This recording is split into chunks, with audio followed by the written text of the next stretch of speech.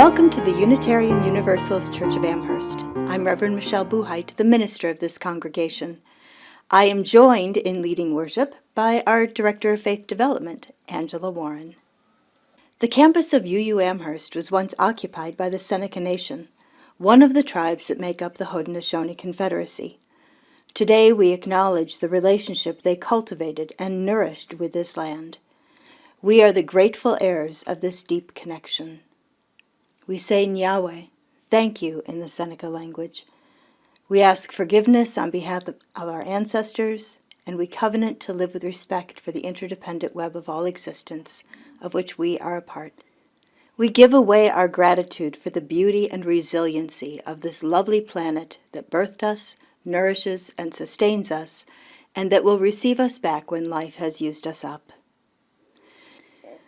We begin our worship together by lighting the flaming chalice, the symbol of Unitarian Universalism that embodies the light of reason and the search for truth and meaning, the warmth of friendship and community, and the fire of our commitment to bring more justice and compassion to a hurting world. If you have a chalice or a simple candle at home, please prepare to light it as we light our shared chalice. Blessed is the fire that burns deep in the soul. It is the flame of the human spirit touched into being by the mystery of life. It is the fire of reason, the fire of compassion, the fire of community, the fire of justice, the fire of faith. It is the fire of love burning deep in the human heart, the divine glow in every life. Today is Biodiversity Sunday, a relatively new UU cultural observance that encourages us to lift up and dive deep into the interdependent web that we celebrate in our principles. Our exploration today will be joyful and rather pointed. Although we value the web of life, at least in theory, it is more difficult to live in relationship with it, acknowledging our limited knowledge and letting our hearts swell with wonder. Today we will open our minds and our hearts as we take in the words of our UU forebears, the transcendentalists, as well as naturalists and earth-spirited folk whose words have had an impact in our own time. I invite you to get comfortable and take in the lush images, words, and music of this celebration of the beauty of the earth and our place in the family of things.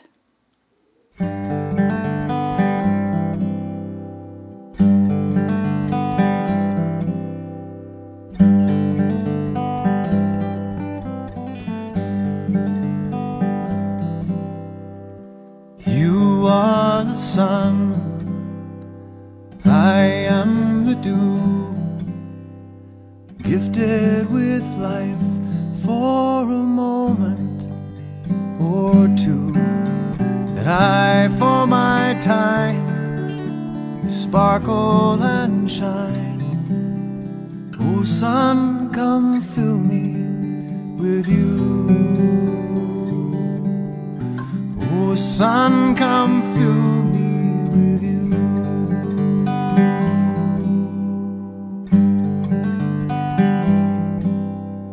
You are the wind, I am the sail. You are my strength, and without you I fail. Breathe but a sigh, and I'll open wide. Oh wind, come fill me with you. Oh wind, come fill me with you.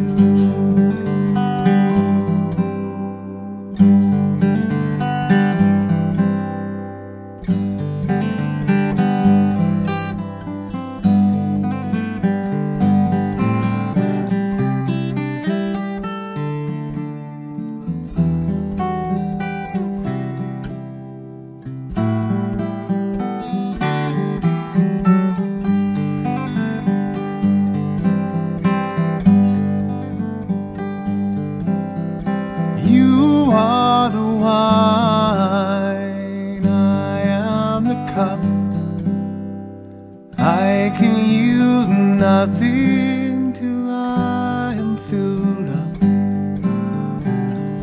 hold me upright, pour forth your life.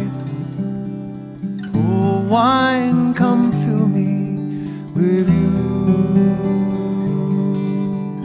Oh, wine, come fill me with you.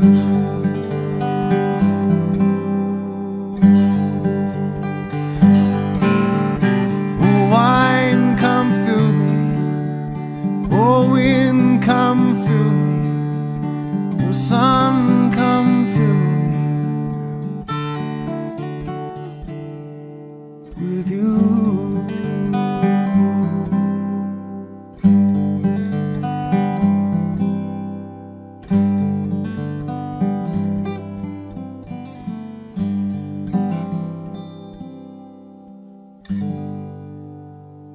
Morning Poem by Mary Oliver. Every morning the world is created. Under the orange sticks of the sun, the heaped ashes of night turn into leaves again and fasten themselves to the high branches. And the ponds appear like black cloth on which are painted islands of summer lilies. If it is your nature to be happy, you will swim away along the soft trails for hours, your imagination alighting everywhere. And if your spirit carries within it the thorn that is heavier than lead, if it's all you can do to keep on trudging, there is still somewhere deep within you a beast shouting that the earth is exactly what it wanted. Each pond with its blazing lilies is a prayer, heard and answered lavishly every morning, whether or not you have ever dared to be happy, whether or not you have ever dared to pray. Having set the tone for this worship service that celebrates biodiversity and the beauty and wonder of this small green island we call home, we turn to the writings of the transcendentalists, a group that arose out of the Unitarian side of our blended faith family, who sought divinity in the world around them. We'll hear first from Henry David Thoreau, probably best known for his lush descriptions of his year at Walden Pond, and then from his friend and mentor, Ralph Waldo Emerson, who left Unitarian ministry in disillusionment following irreconcilable differences with his congregation when he refused to celebrate Christian communion, the ritual meal of bread and wine that commemorates Christ's sacrifice. To Live Deliberately by Henry David Thoreau. Why should we live in such a hurry and waste of life? We are determined to be starved before we are hungry. I wish to live deliberately, to front only the essential facts of life. I wish to learn what life has to teach, and not, when I come to die, discover that I have not lived. I do not wish to live what is not life. Living is so dear. Nor do I wish to practice resignation unless it is quite necessary. I wish to live deep and suck out all the marrow of life. I want to cut a broad swath, to drive life into a corner and reduce it to its lowest terms. If it proves to be mean, then get the whole and genuine meanness of it and publish its meanness to the world. Or if it is sublime, to know it by experience and to be able to give a true account of it. This story, adapted from the Tapestry of Faith curriculum Sing to the Power, is called Henry David Thoreau and the Still Small Voice. Henry sat in front of his little cabin on one of his 3 chairs, listening to the evening. If you were there, you might have thought there was nothing to listen to. Certainly no television or iPod, no Spotify music playlists or YouTube videos. Those wouldn't be around for a long time. There was no one to talk to that evening, no airplanes overhead, no voices coming from next door. Mr. Emerson's house, the closest thing to a next-door neighbor, was over a mile away. And even the natural world was still that evening as night approached. Still, Henry listened for the tiniest sounds. A small fish breaking the surface of the water and splashing down again, the crackle of leaves as a mouse passed by, the sound of wings as a crow passed overhead. To him, these miniature sounds were music. Now, most of the townspeople of Concord, Massachusetts thought Henry David Thoreau was pretty silly when he decided to build a tiny cabin from used materials out in Emerson's woodlot by Walden Pond. Why would a promising writer want to move away from society to sit with birds and bugs for company? Henry enjoyed the company of Emerson and the other thinkers who shared his transcendentalist philosophy, and he was close with his family. However, to him the quiet of the pond and the animals and plants that live in and around it provided excellent company. Sometimes, Henry thought, the conversation you learn the most from is the one in which the least is said. As he watched the last rays of light glisten on the pond, Henry thought about the biblical story about the prophet Elijah, who crawled off to a mountain cave to listen for what God wanted him to do. While Elijah stood outside his cave, a great wind whipped around the mountains, sending boulders crashing to the ground in the fury of its passing. But God wasn't in the wind. Then an earthquake rattled the mountain with a terrific rumbling, but God wasn't in the earthquake. Then came a fire sweeping across the rocks and brush outside the cave, red and roaring and grand. But God wasn't in the fire either. Finally, after all the roaring and crashing, everything became quiet. Elijah stood there shaking, wrapped in his cloak, just waiting. And out of the silence came the still, small voice of his God. Not at all sure, thought Henry, that I believe in that God of the Bible, the one who chatted with Elijah. But whatever God is, I'm pretty sure I know it better out here in the quiet. Maybe God is speaking to me in the small voice of the jumping fish and the rustling leaves, the still pond, and the stars beginning to peek through the trees. Maybe I hear God when my heart is still and I can listen with my very smallest inner ear. Maybe. And his thoughts drifted off with a small breeze that came and ruffled his hair and rippled across the quiet lake. The Oversoul by Ralph Waldo Emerson. Let us learn the revelation of all nature and thought, that the highest dwells within us, that the sources of nature are in our own minds. As there is no screen or ceiling between our heads and the infinite heavens, so there is no bar or wall in the soul where we, the effect, cease, and God, the cause, begins. I am constrained every moment to acknowledge a higher origin for events than the will I call mine. There is a deep power in which we exist and whose beatitude is accessible to us. Every moment when the individual feels invaded by it is memorable.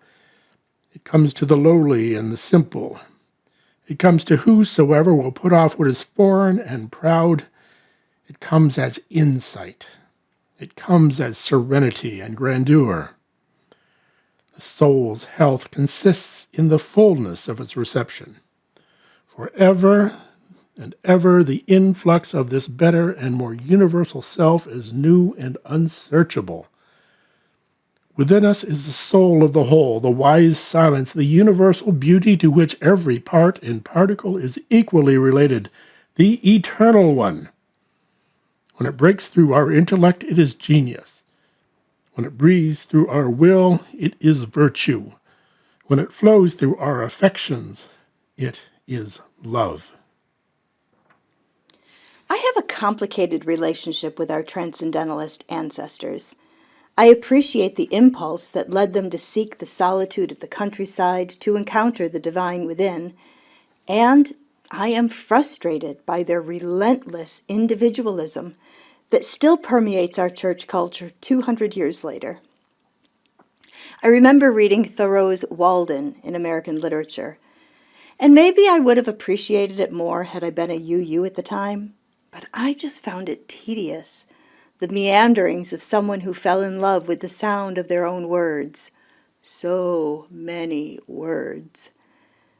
It makes me smile to think of Thoreau sitting on one of the 3 little chairs on the porch of his cabin, writing about the pleasure of complete solitude, while his housekeeper places his lunch tray on the chair beside him. Snarkiness aside, I really do appreciate the need to step away from the busyness of life and learn to actually live in a deeper connection with the natural world. I yearn for that kind of quiet and solitude myself. Where Thoreau and I part ways is what he would do when he got to that quiet place. He writes, "I wish to live deep and suck out all the marrow of life. I want to cut a broad swath, to drive life into a corner and reduce it to its lowest terms. If it proves to be mean, then to get the whole and genuine meanness of it, and publish its meanness to the world. Or if it is sublime, to know it by experience and to be able to give a true account of it."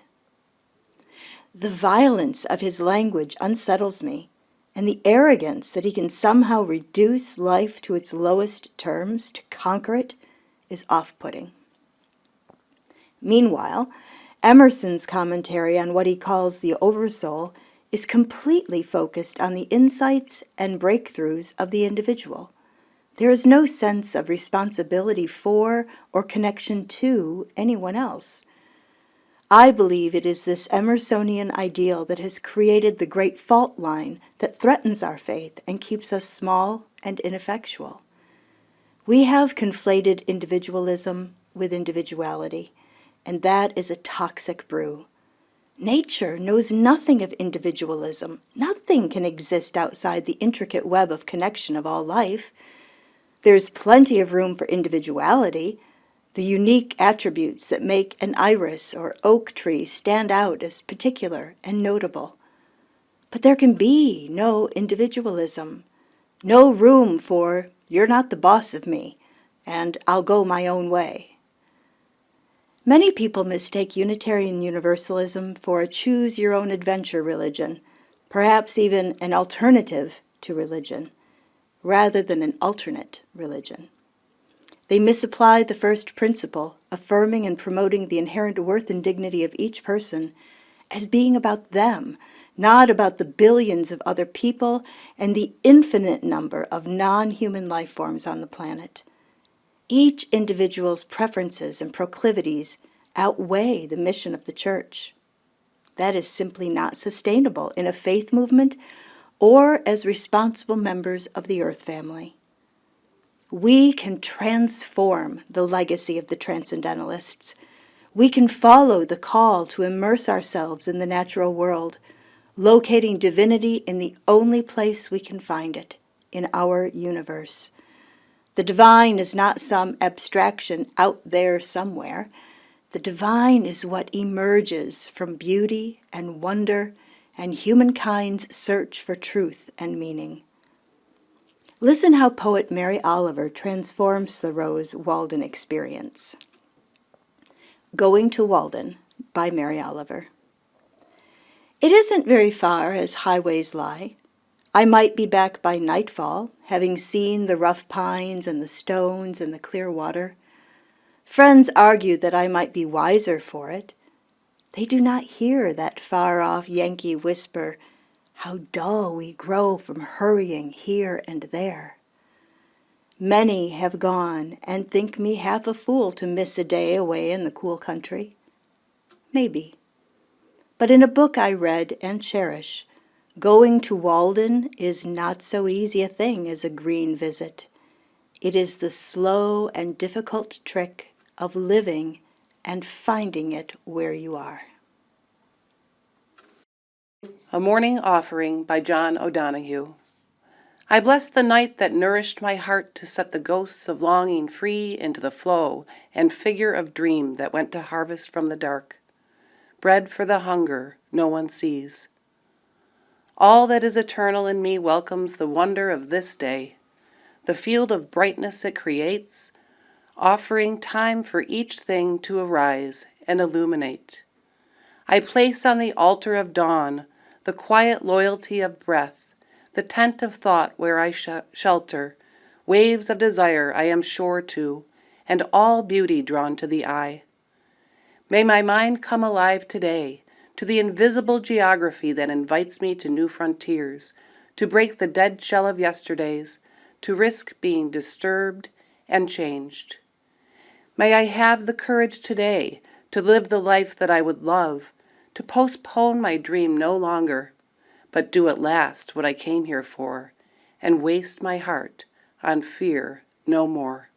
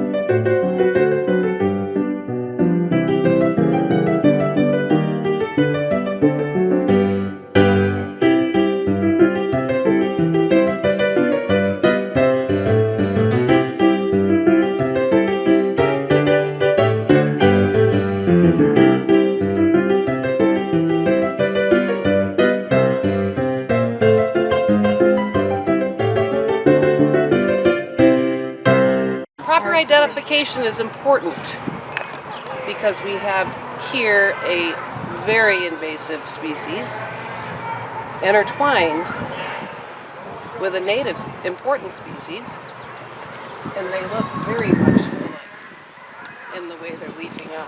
Oh, this is the one we don't like, so I don't care if I damage it. They even have a compound leaf.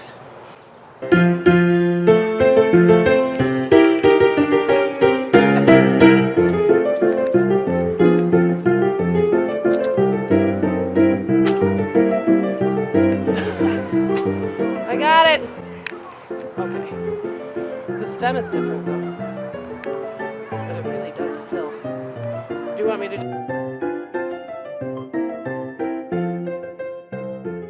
sumac, similar compound leaf. The bark is completely different. And the tomentose stems, where it leaves out, the new growth is different. But the leaf is so much alike that I thought that was a combination.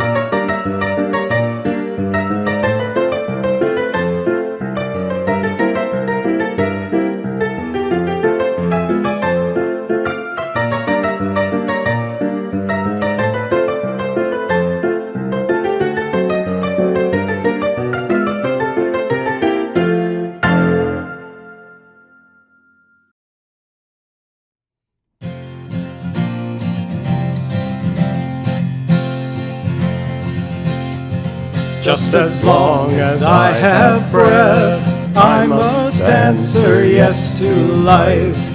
Though with pain I made my way, still with hope I meet each day. If they ask what I did well, tell them I said yes to life. Just as long as vision lasts, I must answer yes to truth. In my dream and in my dark, always that elusive spark. If they ask what I did well, tell them I said yes to truth. Just as long as my heart beats, I must answer yes to love. Disappointment pierced me through, still I kept on loving you. If they ask what I did best, tell them I said yes to love.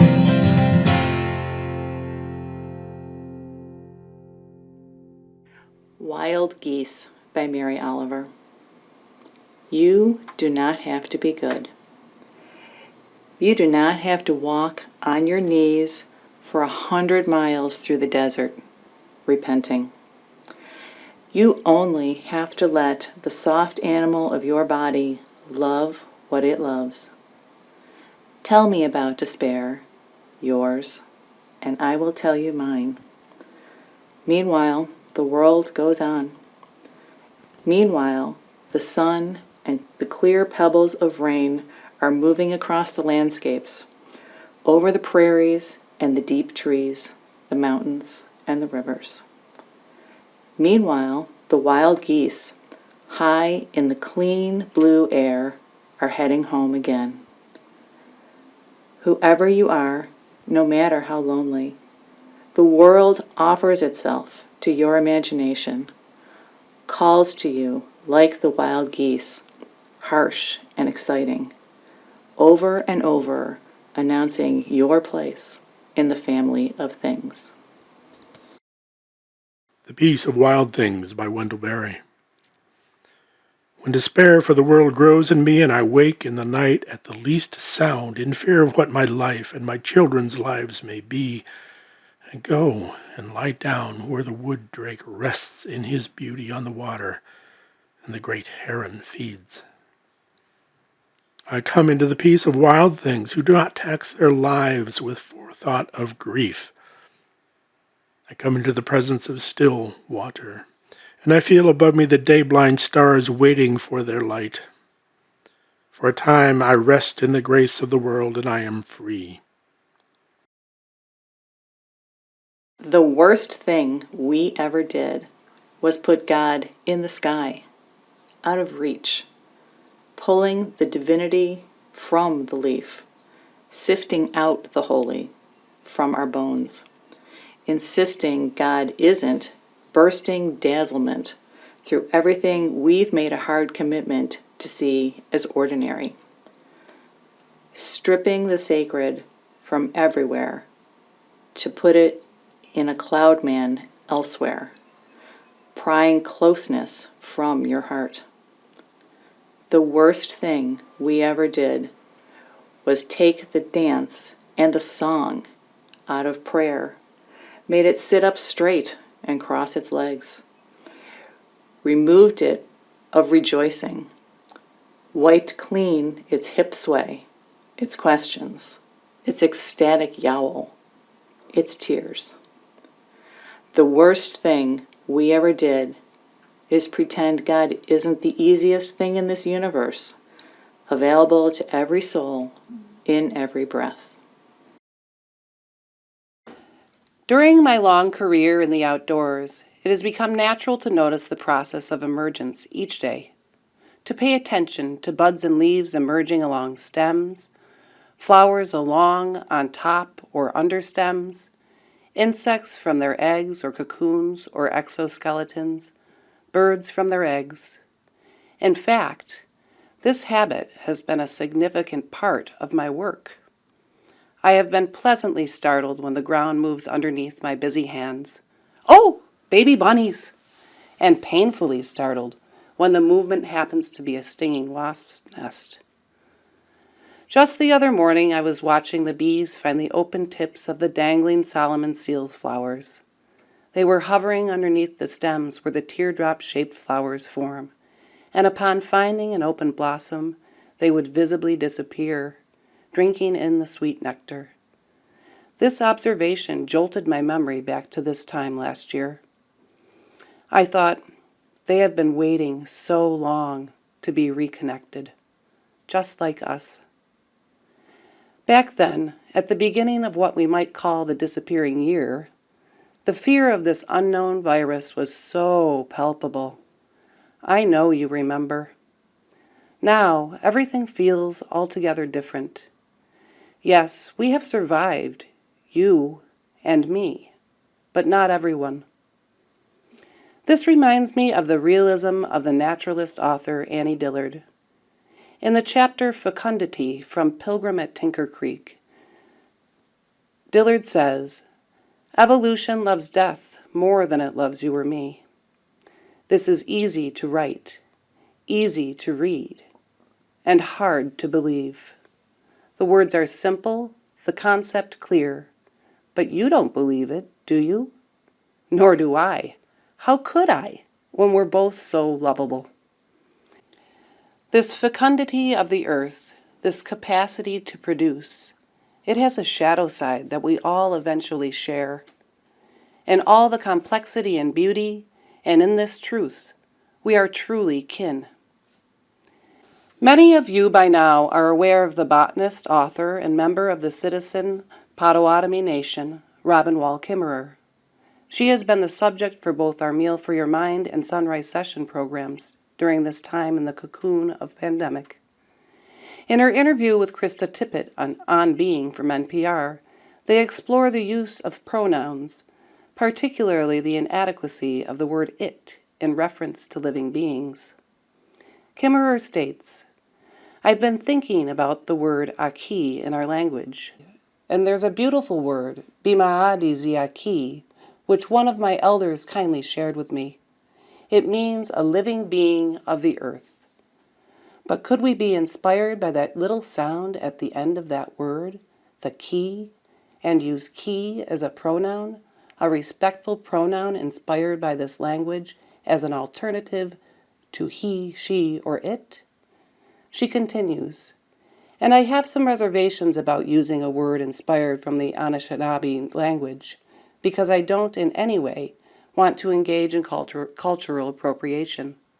But this word, this sound ki, is of course also the word for who in Spanish and in French. It turns out that, of course, it's an alternative pronunciation for chi, for life force, for life energy. I, too, have some reservations about cultural appropriation, but I have dared to begin practicing the use of ki, ki, and its plural, kin, when referring to the trees, birds, flowers, and bees, even the clouds, and that feels so much more deeply connective than using the word it." Do you remember the Islamic spirit play story from our Easter Sunday service? Yes, as a faith that draws from many sources, we can do that. It was about a man who watched a butterfly emerge from its, ki's, cocoon. He watches this struggle for hours, and when it appears the butterfly could go no further, the man decides he should help the butterfly. He snips off the last bit of the cocoon with a pair of scissors, and although the butterfly easily makes it the rest of the way out, Ki's wings are shriveled and Ki's body is swollen. The butterfly spends the rest of Ki's life not being able to fly. Pay attention. When it appears the butterfly could go no further. It appeared that way to the man, but the butterfly knew that Ki needed just a little bit more time, just a little more patience, and the man could have offered his finger to the spindly, sticky butterfly legs while Ki's wings unfolded and dried and gained the ability to fly.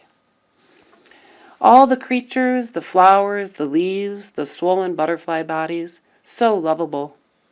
Nothing exists forever or by itself, but each living being has a way of knowing and a place. During our now long-running sunrise sessions of UU University, one of the naturalists we explored is Wendell Berry, the poet-farmer from Kentucky. This, in his words, from his poem on hope. It is hard to have hope.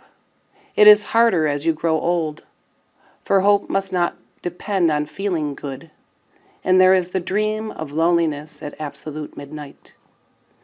You also have withdrawn belief in the present reality of the future, which surely will surprise us. And hope is harder when it cannot come by prediction, any more than by wishing. But stop dithering. The young ask the old to hope. What will you tell them? Tell them at least what you say to yourself. Because we have not made our lives to fit our places, the forests are ruined, the fields eroded, the streams polluted, the mountains overturned. Hope, then, to belong to your place by your knowledge of what it is that no other place is, and by your caring for it as you care for no other place. This place that you belong to, though it is not yours. We belong to place. Place does not belong to us.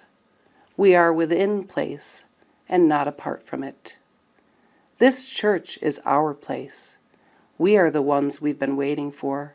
We have the capacity to realize this place can be an example to the community that we do in truth live among, and with the abundance that the life force shows us every single moment. Let's go back to the bee drinking nectar from the Solomon seal. Just weeks before, the bee was bumbling under the leaves, and the plant's stalks were still dormant underground. If I had cleaned up the bee's restful place, this relationship would have been disrupted, and my inspiration for this reflection possibly never realized. As church life opens back up in flowers, as we emerge from our pandemic cocoons, how will each of us move in and around this place? When we finally see the open flower, we need to crawl right in like the bee, not just hover around it. Isn't the essence of the flower to be accountable to the bee accountable to the flower? When the time is just right, they say to one another, "Now, in this moment, I am here for you." A visible example of interdependence and reciprocity. We will have both the patience and the initiative to be the creators and sustainers of healthy relationships among ourselves and in our wider community. I close with In Time of Silver Rain by Langston Hughes. In time of silver rain, the earth puts forth new life again. Green grasses grow and flowers lift their heads, and over all the plain wonder spreads of life, of life, of life. In time of silver rain, the butterflies lift silken wings to catch a rainbow cry, and trees put forth new leaves to sing in joy beneath the sky, when spring and life are new. Blessed be, may we be the ones we have been waiting for. Some Questions You Might Ask by Mary Oliver. Is the soul solid, like iron, or is it tender and breakable, like the wings of a moth in the beak of an owl? Who has it, and who doesn't? I keep looking around me. The face of the moose is as sad as the face of Jesus. The swan opens her white wings slowly. In the fall, the black bear carries leaves into the darkness. One question leads to another. Does it have a shape? Like an iceberg? Like the eye of a hummingbird? Does it have one lung? Like the snake and the scallop? Why should I have it and not the anteater who loves her children? Why should I have it and not the camel. Come to think of it, what about the maple trees? What about the blue iris? What about all the little stones sitting alone in the moonlight? What about roses and lemons and their shining leaves? What about the grass?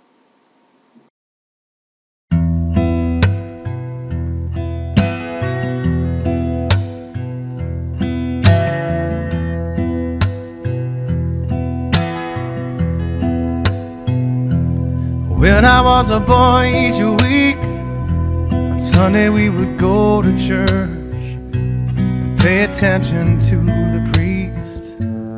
He would read the holy word and consecrate the holy bread, and everyone would kneel and bow. Today the only difference is everything is holy now. Everything is holy now.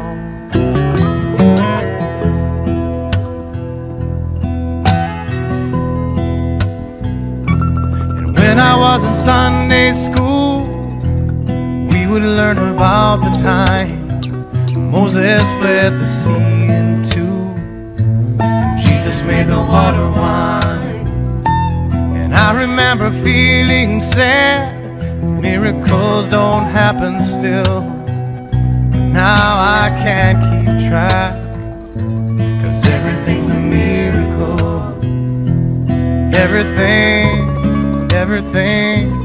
Everything's a miracle.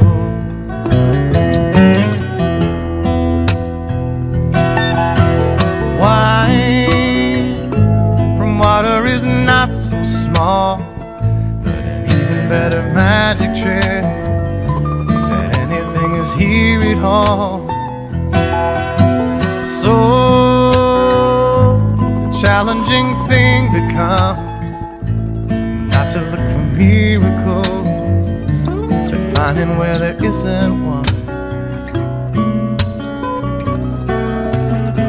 When holy water was rare at best, it barely wet my fingertips, but now I have to hold my breath like I'm swimming in a sea of it.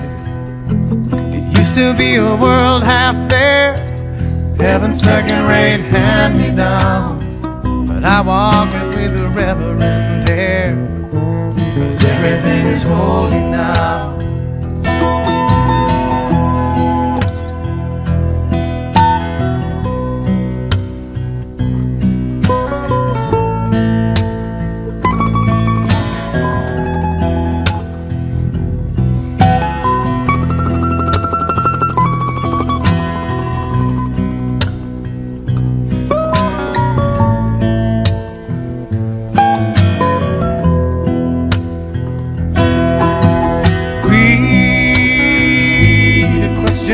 Child's face, say it's not a testament, that'd be very hard to say. See another new morning come, say it's not a sacrament, I tell you that it can't be done.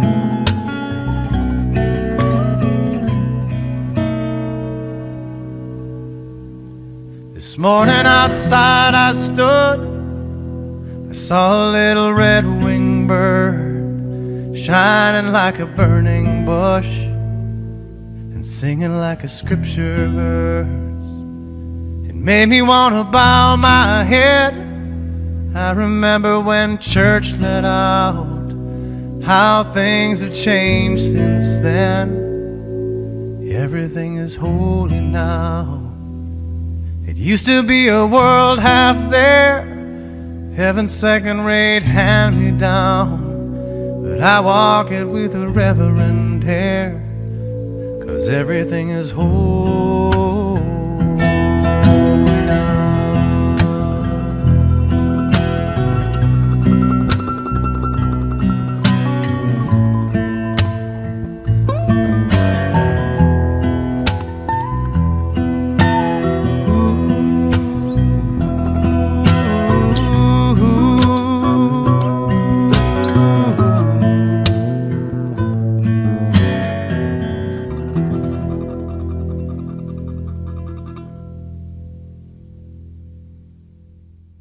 Day by Mary Oliver.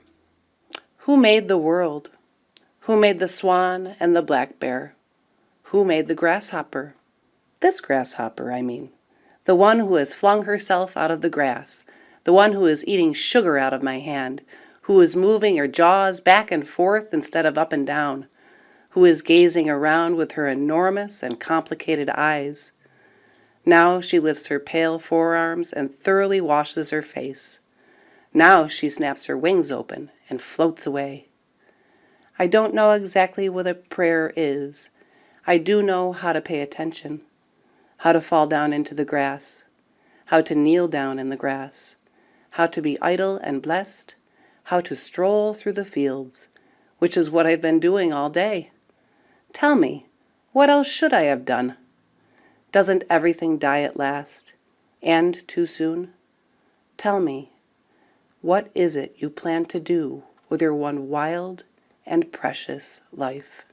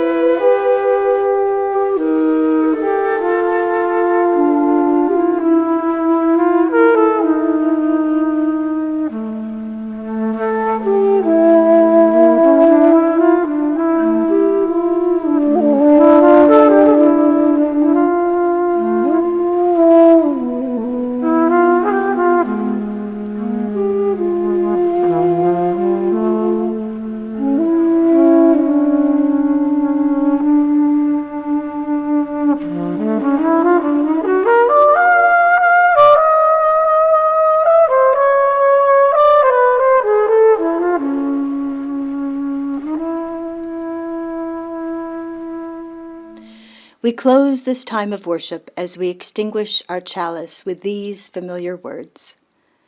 We extinguish this flame, but not the light of truth, the warmth of community, or the fire of commitment. These we carry in our hearts until we are together again. Reverend Frederick E. Gillis provides this benediction to bless the time we have shared together.